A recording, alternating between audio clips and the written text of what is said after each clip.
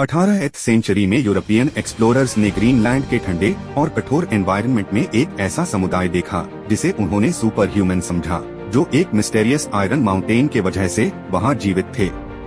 ये माउंटेन, जिसे इन्यूइट लोगों ने अपनी जिंदगी का हिस्सा बनाया था, आसमान से गिरा एक मीटियोराइट था जिससे वो टूल्स और वेपन्स बनाते थे। कैप्टन जॉन रॉस, एक ब्रिटिश एक्सप्लोरर, ने 1818 में इन्यूइट लोगों से कांटेक्ट किया और जाना कि वो एक प्योर आयरन के माउंटेन, जिसे वो सो कहते थे, से मेटल टूल्स बना रहे थे। शुरू में यूरोपियन लोगों को ये बात विश्वास नहीं हुई, लेकिन ये कहानी यूरोप में फैल गई और 1818 से 1883 तक कई एक्सपीडिशंस हुई जो इस माउंटेन को ढूंढने में नाकाम रही।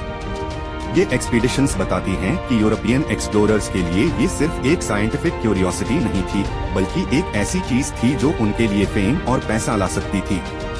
इन्यूइट लोगों के लिए ये माउंटेन सिर्फ रिसोर्स नहीं, बल्कि उनकी कल्चर और सर्वाइवल का एक इम्पोर्टेंट हिस्सा था, जिसे उन्होंने सदियों तक संभाला था। American explorer Robert E Peary, जो अपने नॉर्थ पोल मिशंस के लिए जाने जाते हैं, ने इन्यूइट लोगों के साथ काफी वक्त बिताया, उनकी सर्वाइवल टेक्निक्स और कल्चर सीखी। नॉर्थ पोल तक पहुंचने का एक मिशन फेल होने के बाद पेरी ने इस आयरन माउंटेन की खोज का फैसला किया।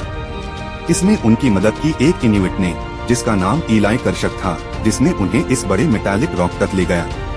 पेरी ने देखा कि ये कोई नेचुरल फॉर्मेशन नहीं, बल्कि एक मीटियोराइट था जो लगभग 10,000 साल पहले अर्थ पे गिरा था, और इसका सबसे बड़ा हिस्सा अब सो आइलैंड के नाम से जाना जाता था। इन्यूइट लोग सदियों से इस मीटियोराइट के टुकड़ों का यूज कर रहे थे, अपनी डेली लाइफ और सर्वाइवल के लिए इसे इंटीग्रेट करके।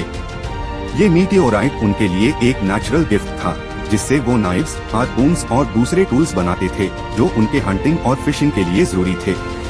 पेरी के लिए ये एक बड़ी खोज थी, लेकिन उसने इसके कल्चरल इम्पोर्टेंस को शायद पूरी तरह नहीं समझा। पेरी ने इस आयरन मीटियोराइट की वैल्यू को तुरंत पहचाना और उसने सोचा कि अमेरिका में इसकी काफी कीमत होगी। इस मीटियोराइट का वेट 30,000 किलोग्राम था और ये जमीन के अंदर दबा हुआ था, जिससे इसे निकालना एक बड़ा चैलेंज था। पेरी ने इसे शिप तक ले जाने के लिए 3 साल तक मेहनत की और इसके लिए उन्होंने एक छोटी रेलवे बनाई। इस काम में लोकल इन्यूइट लोगों की मदद बहुत जरूरी थी, जिन्होंने अपनी अडेप्टेबिलिटी और स्ट्रेंथ दिखाई। ये लोग ग्रीनलैंड के हर्ष क्लाइमेट में सरवाइव करने के एक्सपर्ट थे और उनकी एक्सपर्टीज के बिना ये मिशन शायद पॉसिबल नहीं होता। पेरी ने उन्हें टूल्स, राइफल्स और दूसरी चीजों के बदले ये काम करने के लिए कॉन्विंस किया, लेकिन ये ट्रेड शायद एक तरफा था, क्योंकि इन्यूइट लोगों को इस मीटियोराइट के कल्चरल और प्रैक्टिकल इम्पोर्टेंस का पूरा एहसास था। पेरी के इस काम ने यूरोप और अमेरिका के साइंटिस्ट्स का ध्यान खींचा और American museum of natural history ने उनसे एक डील की। म्यूजियम ने न सिर्फ मीटियोराइट मांगा, बल्कि ये भी कहा कि वो न्यूलुक ट्राइब के 6 इन्यूइट लोगों को अमेरिका ले आए स्टडी के लिए। पेरी ने उन्हें बेटर वेपन्स और टूल्स का प्रॉमिस दिया और इस तरह कुइसेव, उसका 7 साल का बेटा मीनिक, हंटरसक, उसकी वाइफ अतना और उनकी बेटी आया अमेरिका जाने के लिए तैयार हुए।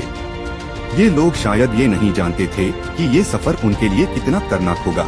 इन्यूइट लोगों के लिए ग्रीनलैंड का ठंडा और ड्राई क्लाइमेट उनकी सेहत के लिए परफेक्ट था, लेकिन अमेरिका का वार्म और ह्यूमिड एनवायरनमेंट उनके लिए बिल्कुल अलग था। पेरी ने शायद इस बात को सीरियसली नहीं लिया कि ये क्लाइमेट चेंज उनकी हेल्थ पे क्या असर डाल सकता है। ब्रुकलिन नेवी यार्ड में जब पेरी का शिप पहुंचा, तो वहां 20,000 लोगों की भीड़ थी जो मीटियोराइट और इन्यूइट लोगों को देखने आई थी। पेरी ने इसे एक शो बनाया और हर विजिटर से एडमिशन फी ली, जिससे उसने काफी प्रॉफिट किया, लेकिन इन्यूइट लोगों को इसमें कुछ नहीं मिला। उसने मीटियोराइट को म्यूजियम को $40,000 में बेचा, जो आज के टाइम में लगभग $1 मिलियन के बराबर है। इन्यूइट लोगों को म्यूजियम के हवाले कर दिया गया और पेरी अपने नॉर्थ पोल मिशन के लिए निकल गया। ये वो आखिरी बार था जब इन 5 इन्यूइट लोगों ने पेरी को देखा। म्यूजियम ने उन्हें एक वार्म बेसमेंट में रखा, जो उन्होंने शायद सोचा कि कंफर्टेबल होगा, लेकिन ये जगह अनसैनिटरी और अनहेल्थी थी।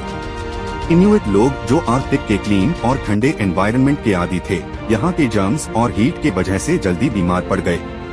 कुरिसेयुक सबसे पहले बीमार हुआ और मर गया, और उसके बाद दूसरे भी एक एक करके चल बसे, सिर्फ मीनिक बचा। म्यूजियम ने मीनिक को झूठ बोला कि उसके फादर और बाकी लोगों को बरी कर दिया गया है, जबकि असल में उनके बॉडीज को साइंटिफिक स्टडी के लिए रखा गया। कुरिसेयुक का ब्रेन भी साइंटिस्ट्स ने एग्जामिन किया, जो एक और बिट्रेयल था। मीनिक, जो अभी एक छोटा बच्चा था, इस सब से अनजान था और उसने अपने परिवार को खोया। ये एक ऐसा ट्रॉमा था जो उसकी जिंदगी पे हमेशा असर डालेगा। मीनिक और उसके परिवार की कहानी हमें ये सीख देती है कि हिस्ट्री के हर आर्टिफैक्ट के पीछे एक ह्यूमन स्टोरी होती है और उस स्टोरी को रिस्पेक्ट देना जरूरी है। ये हमें सोचने पे मजबूर करती है कि आगे चलकर कैसे हम अपने म्यूजियम्स और कल्चरल इंस्टीट्यूशंस को ज्यादा इंक्लूसिव और एथिकल बना सकते हैं, ताकि ऐसी ट्रेजेडीज दोबारा ना हो।